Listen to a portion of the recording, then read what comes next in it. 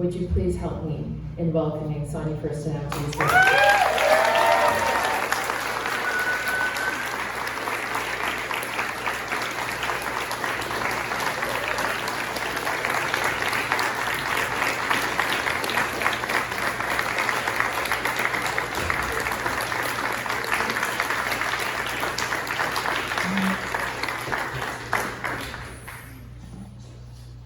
Wow, thank you. I too want to start with a territory acknowledgement. We are on the unceded territory of the Coast Salish peoples, and particularly the Musqueam, Squamish, and Tsleil-Waututh nations.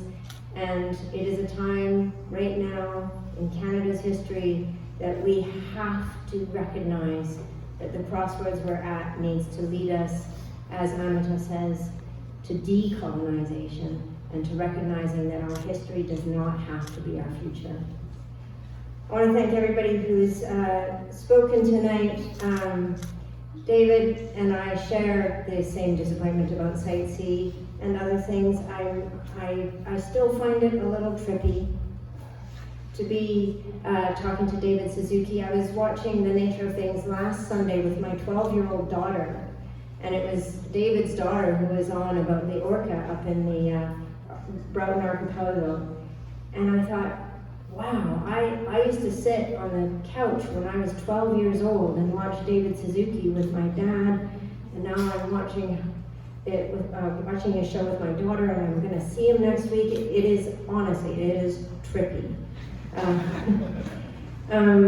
Johannes, I'm so happy to see you, and I'm so happy you didn't tell all the terrible stories about our classroom. It was a joy to be your teacher, and it's a joy to be your friend, and it's a joy to see you growing up and becoming such an amazing young man. Amita, where did you go? I can't see you. Wave there. Okay. For the young people in the room who I've already extended the invitation to, I often say, hey, come and spend the day with me at the legislature. And Amita was one of the first young persons that came and spent, well, young, you know, I consider you young because I feel old. And we had a great day at the legislature together. Amita's not the only person who, after coming and shadowing, actually ran for office. There's a City of Duncan councillor who is now the youngest councillor elected to office in Duncan, and she also had come and shadowed me. I want young people to see themselves inside these buildings and recognize that we need you in there. Come and help us. I just want to also say to the goddesses, Jillian and Christina, you are amazing. I could not be doing this without you. You are continuing to make this seem like something that's easy. I know it's not, and I know how hard you're working, and I thank you both so much.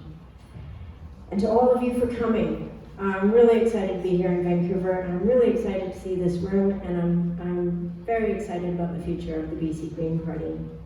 So what Johannes didn't say, I thought he would, was that often during our history classes, I would say to the students, hey, is it story time? All the time. And they'd all say, yes, story time.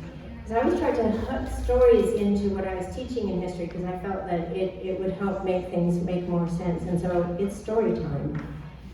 I'm going through a little bit of a Max Weber phase right now. And Max Weber was an early 20th century German political thinker. And it's not the first time I've had a Max Weber phase, and I don't expect it will be the last, but in 2003, I was studying early modern British history at the University of York in England, working on a thesis about the ways that the notion of charity was being interpreted in a somewhat newly Protestant England. And so it's too bad David's left, because perspective, I'm going way back.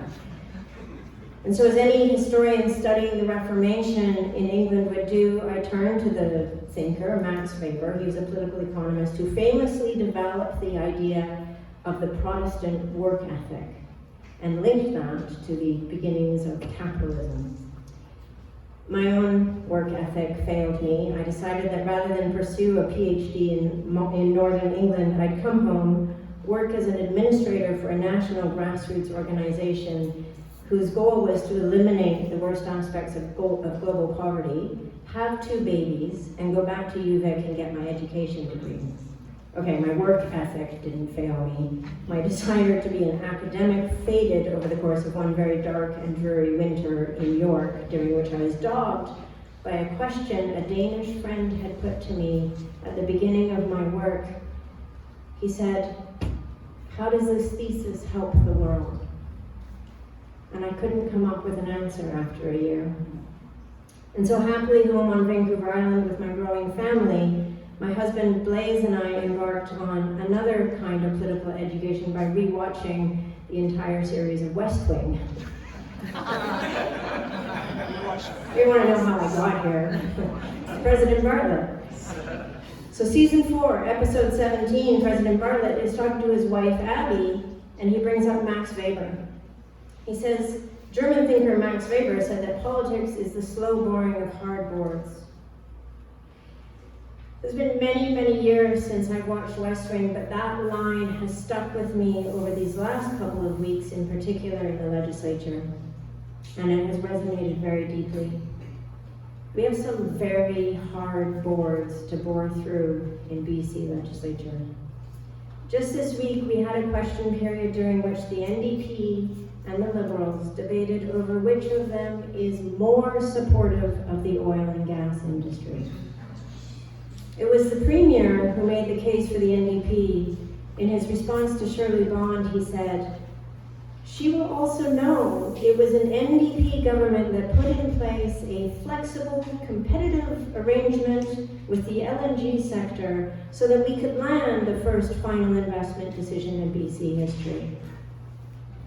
That flexible, competitive arrangement is actually a package of tax credits and incentives that adds up to more than $6 billion in subsidies to the oil and gas industry. And so I turned to Max Weber for his wisdom and found the passage that President Bartlett had referred to. The original passage. Politics is a strong and slow boring of hard boards. It requires passion as well as perspective. I see a great deal of passion, particularly during question period. Perspective, not so much. We could use more of that. Weber continues, "Certainly all historical experience confirms that man, or woman, would not have achieved the impossible unless time and time again he had reached out for the impossible. It seems to me that we've stopped reaching out for the impossible, but right now, today, in this moment we find ourselves in, reaching out for the impossible is the only right and rational thing that we can do. And we need to start by rejecting the constraints that others so easily want to impose on us. The notion that we cannot find a way to transition away from burning fossil fuels when we know that burning fossil fuels is destabilizing our climate is an example of this. Yes, it seems impossible, but the alternative?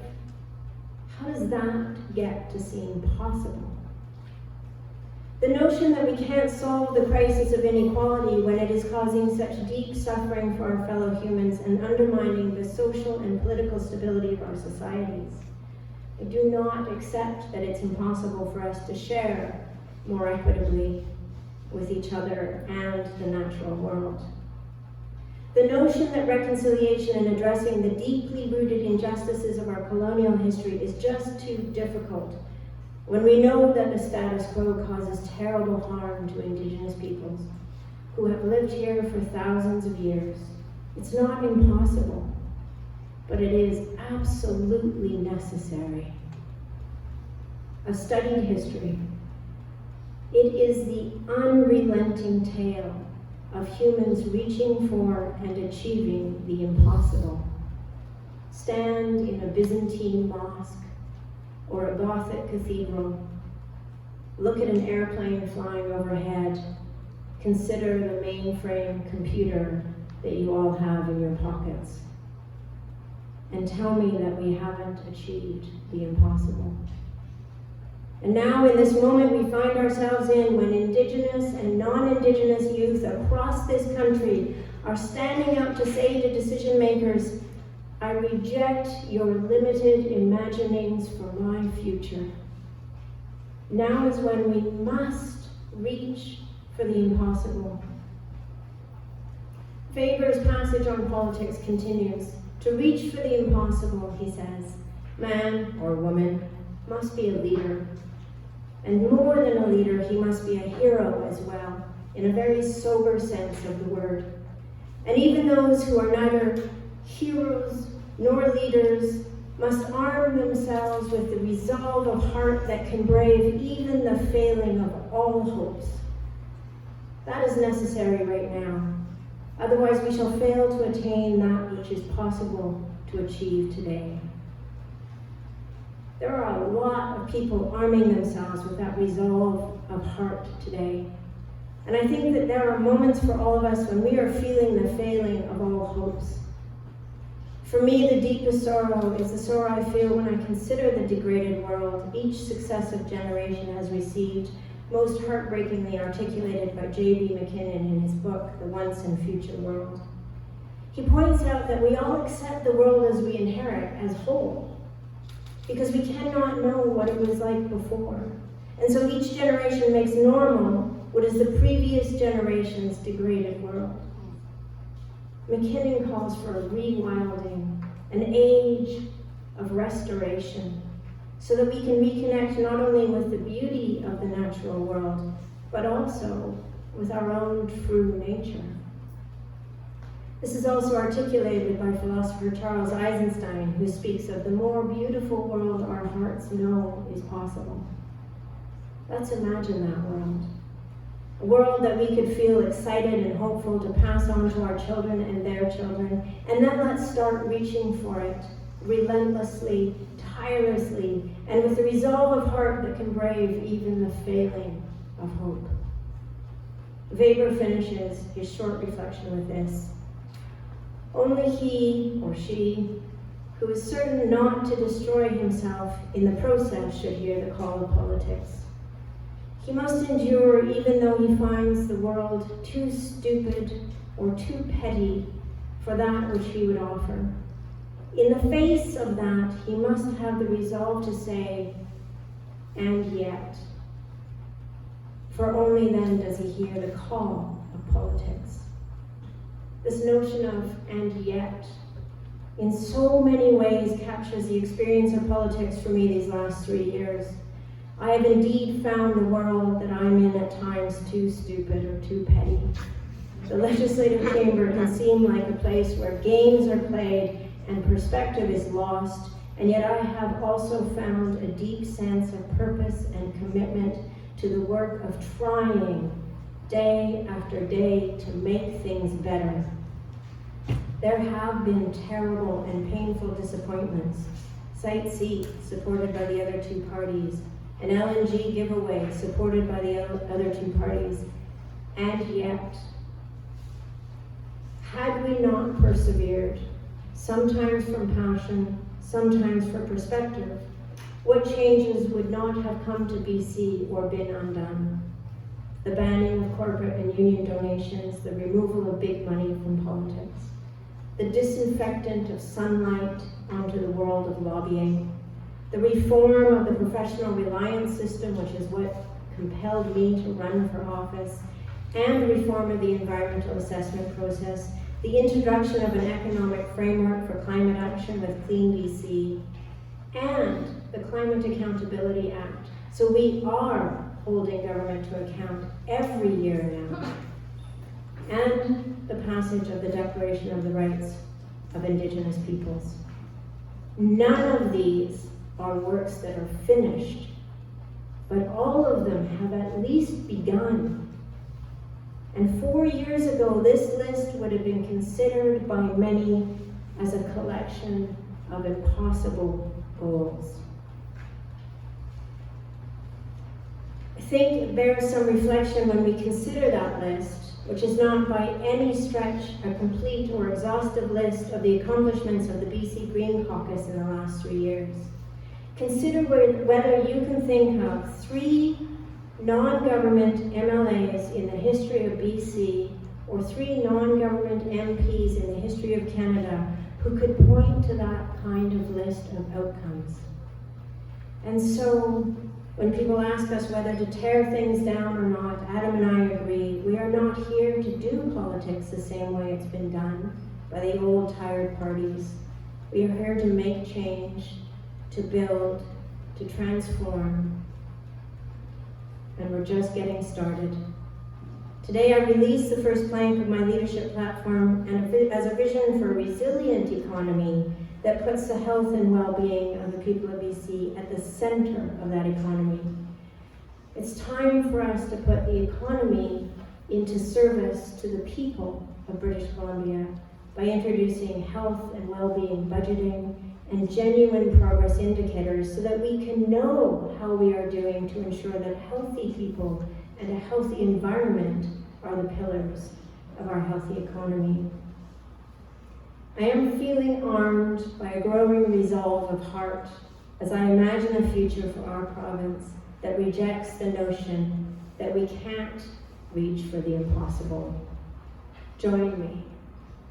Let's reach for it together. Thank you.